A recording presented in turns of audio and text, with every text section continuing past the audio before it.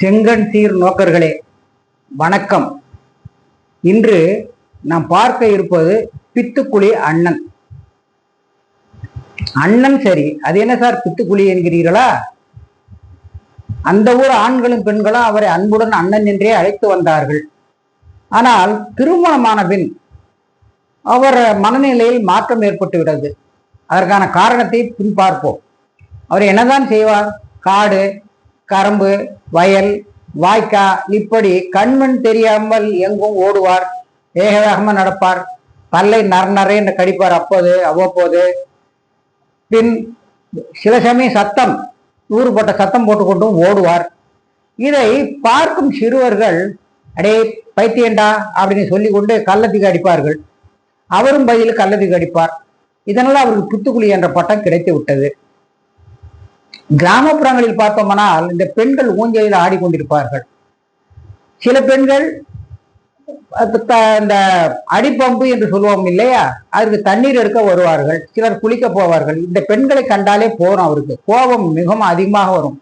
அங்கு கிடக்கும் கல்லு கட்டி எல்லாத்தையும் வாரி அடிப்பார். இதை அந்த பெண்கள் அவ்வளவுதான், அந்த இடத்த விட்டு குய்யோ முழியோ என்று கதறி கொண்டு ஓடி வீட்டுக்கு கதவை சாத்தி கொள்வார்கள். அத்துடன் அந்த கிராமத்துல பாத்தீங்கன்னா நிறைய மரங்கள் இருக்கும் சார். அது நமக்கு தெரிஞ்சதுதான். அங்க வேப்ப மரம், ஆலமரம், அரச மரம் இப்படி நிறைய மரங்கள் இருக்கும். அந்த மரத்தடியில பாத்தீங்கன்னா சாமி சிலைகள் இருக்கும். இவருக்கு சில சமயம் கோபம் வரும்போது அவற்றின் மீதும் இந்த சிலைகள் மீது சிறுநீர் கழிப்பார். இது பார்ப்பவருக்கு மிகுந்த அருவருப்பை உண்டாக்கும். அதனால என்ன செஞ்சாங்க, ஊர் மக்கள்லாம் ஒன்று சேர்ந்து அங்க இருக்கிற வேப்பிலை சாமியாரிடம் போய், வேப்பிலை சாமி நீ அவர் கொஞ்சம் பாடம் அனுப்பிச்சு விடுனாங்க. சரின்ட்டு அந்த வேப்பிலை சாமியும் ஒரு நாள் அவரை பிடிச்சி இங்க வாப்பா உனக்கு வேப்பிலை அடிக்கிறான் அப்படின்னாரு. ஏய் நீ கெட்ட கேட்டு எனக்கு வேப்பிலை அடிக்கிறியாடா, உன்னை என்ன செய்யறான் பாருன்னு அங்க கடந்த ஒரு செங்கல்ல தூக்குனாருங்க. இவரு அடிச்சிருக்காரு. இன்னும் கொஞ்சம் தான் இருக்கு, இல்லாட்டி மட்டம் பொழந்திருக்கும். அவன் அன்னைக்கு ஓடினவர் தான் போவான் அந்த வேப்பலை சாமி. அதுக்கப்புறம் அந்த பக்கம் திரும்பவே இல்லை. இவருடைய அட்டகாசம் இப்படி சில வருடங்கள் ஓடியது. ஒரு நாள் திடீரென்று ஒரு 7-8 பேர் கூட்டம் வந்தது. ஏய் உன் மனைவி இறந்துட்டா உடனே வான்னாங்க. நிறைய பேரை பார்த்த உடனே இவர் பொட்டி பாம்பு அடங்கி அவங்க பின்னாடியே போயிட்டார். போய் அங்க அந்த அம்மாவுக்கு அந்த ஈம காரியத்துக்கெல்லாம் ஒத்துழைச்சிருக்காரு. எல்லாருக்கும் ஆச்சரியம். ஒண்ணுமே பண்ணாம அவங்க என்னெல்லாம் சொன்னாங்களோ அதெல்லாம் செஞ்சுட்டு எல்லாத்தையும் முடிச்சுட்டு வந்துட்டாரு. அப்புறம் அவர் மனநிலையில் மாற்றம் ஏற்பட்டு கொஞ்சம் கொஞ்சமா தெளிய ஆரம்பித்து விட்டது. அப்புறம் கொஞ்ச நாள் கட்டி சுத்தமாக அவரோட மனநிலை பாதிக்கப்பட்டதிலே பழைய நிலைக்கு திரும்பி விட்டது. என்ன காரணம்? அவர் மனைவி பற்றி அந்த ஊரில் பெண்கள் மிகவும் தவறாக பேசினார்கள். அதனாலதான் அந்த பெண்களை பார்த்த உடனே அவர் கலந்து கடிக்கிறது. இவரு தெய்வ நம்பிக்கை உள்ள மனிதன், தெய்வத்தை கும்பிட்டு வந்தாரு. அதனால இந்த தெய்வமும் கழுவிய விட்டுடுச்சே கோபம் அவருக்கு. இதுதான் சார். சரி, அவருடைய மனநிலை சரியாகிறதுக்கு என்ன காரணம்? அவருடைய மூளையே அவருக்கு டென்ஷன் ரிலீசிங் தெரப்பியை ஆட்டோமேட்டிக்காக கொடுத்து விட்டது.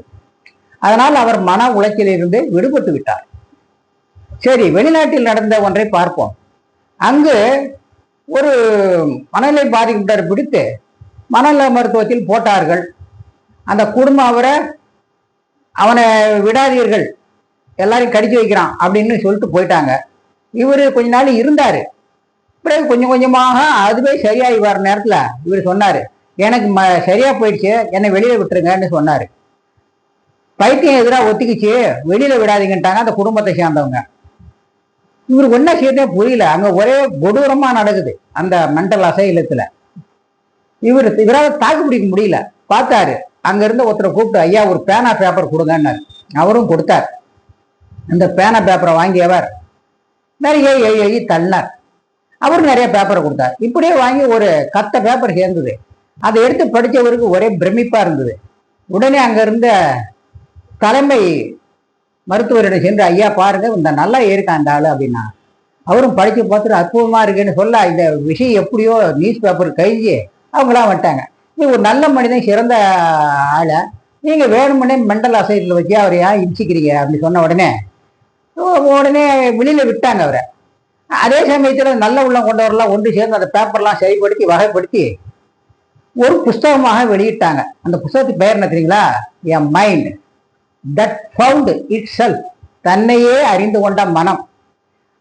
அத ஏழியவர் கிளிஃபோர்ட் பியர்ஸ். அவர் தாங்க நம்ம மனநலம் பாதிக்கப்பட்ட கிளிஃபோர்ட் பியர்ஸ். எப்படிப்பட்ட பதிப்பு தெரியுங்களா? பிற்காலத்தில் அவரு உலகின் சிறந்த மனநல அல்லது உளவியல் நிபுணர்களில் ஒருவராக இருந்தார். அவர் நிறைய புத்தகங்களே இருக்கிறார். அவருடைய செயலின் மூலம் நம்ம என்ன அறிகிறோம்?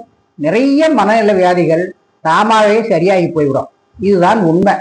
இதை புரிந்து கொண்டு இந்த மனநலம் பாதிக்கப்பட்டவர்கள், அக்கம் பக்கத்தில் உள்ளவர்கள் கொஞ்சம் மனிதாபிமானம் நடந்து கொண்டாலே எல்லாமே சரியாகி போடும் என்று மென்டல் ஹைஜீன் என்ற புத்தகத்தில் அவர் எழுதியிருக்கிறார். நாம் கிளிஃபோர்ட் பியருக்கு சல்யூட் செய்வோம். நன்றி, வணக்கம்.